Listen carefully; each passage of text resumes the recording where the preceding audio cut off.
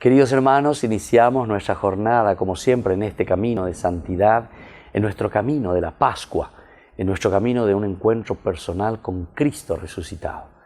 La palabra de Dios siempre la tomamos de Hechos de los Apóstoles durante este tiempo pascual, o por lo menos muchas de las lecturas la tomamos de los fragmentos de Hechos de los Apóstoles.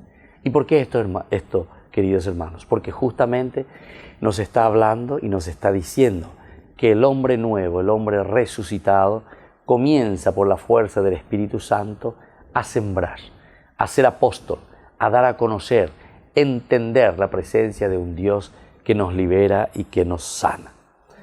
Ahora, en cuanto algunos miembros, dice, de la sinagoga llamada de los libertos, como también otros originarios de Chipre, decían, ¿verdad?, que ellos querían discutir, ¿verdad?, con Esteban, pero dice, no encontraban argumento frente a la sabiduría y al espíritu que se manifestaba en su palabra.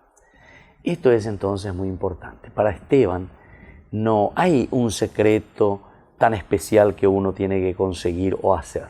Simplemente ser fiel a la verdad para presentarse. La verdad del Evangelio, la verdad de Jesucristo.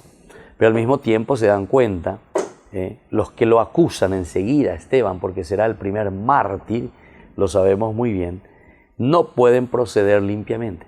Y ya pumantanas y cuaya lleva. Y es por eso que recurren a la mentira y al soborno.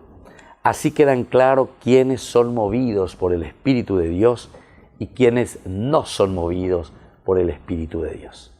Entonces, queridos hermanos, pidamos esta gracia para nosotros, para nuestra familia, que vivamos una fe profunda, adheridos en Cristo Jesús y sobre todo llenos de gracia y de poder. Esa gracia y ese poder que viene del Señor resucitado. Que la bendición del Señor descienda sobre todos ustedes, el Padre, el Hijo y el Espíritu Santo. Amén.